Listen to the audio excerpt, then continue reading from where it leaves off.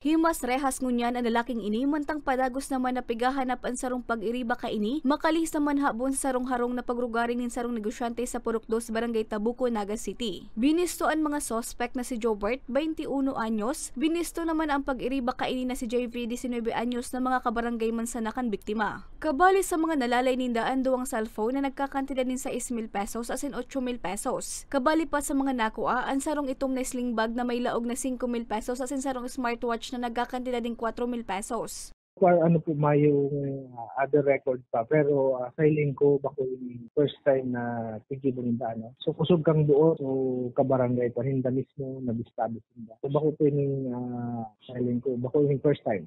So mas magayon man yan na yung time na madakop sinda and mapailan ng kaso.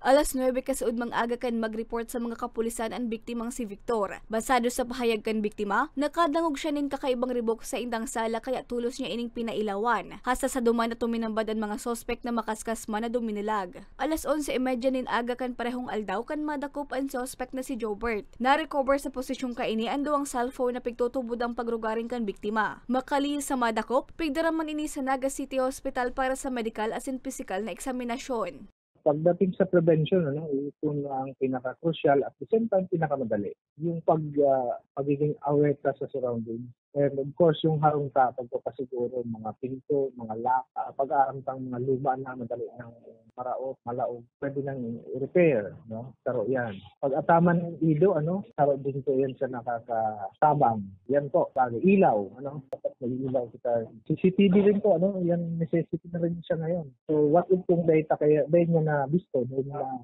nagilata, So, masakit ang pag-solve ng crime.